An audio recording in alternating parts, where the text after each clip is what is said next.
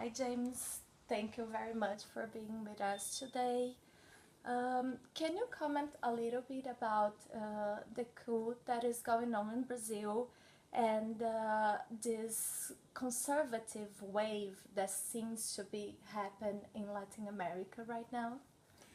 The coup in Brazil is very disturbing because it suggests that we may be close to a tipping point to try and overturn the popular democracies that have evolved in Brazil since around 92 with Hugo Chavez and his Bolivarian revolution that he engaged all across Latin America to build a consensus of self-determination among many nations who were capitalists but who were being strong-armed by the larger capitalists, and an alignment with nations who were socialist. And what they had in common was their humanitarian goal of ensuring the quality of life and self-determination for their citizens as best each of them could. And as a result of this self-determination, masses of citizens across Latin America, Bolivia, Brazil, even Chile, Argentina, Nicaragua, Ecuador, voted in their self-interest. Caribbean countries formed an alliance, a practical alliance of mutual respect and mutual benefit in the community of Latin American and Caribbean nations to confront the narrow self-interest dictated especially by the United States and the Organization of American States.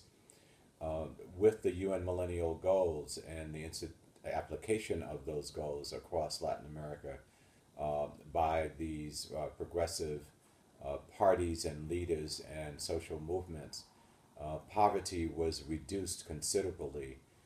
Zero Fome in Brazil by Lula, and other motions having to do with race, recognizing the significance of race and poverty, and certain policies that were put forth. But we're now witnessing with the coup in Brazil an attempt to roll that back throughout the region, and we're witnessing now a pattern of a right-wing strategy which is no longer picking up the gun and using the direct intervention of U.S. imperialism to overturn, but it is using the media and parliamentary maneuvers to violate the democratic will as expressed in elections by the people. We saw it in Paraguay and we saw it in Honduras. But Paraguay and Honduras are small economies. They do not have the economic and ideological and political influence in Latin America as does Brazil. Brazil is the sixth or seventh largest economy of the world, and it is a significant player in South-South relations and in the self-determination and self-interest of masses of citizens. So this very sophisticated strategic attack against Dilma Rousseff, the democratically elected president, is also an attack against the future because they have gone after Lula, recognizing that his popularity would allow him to perhaps return to the presidency.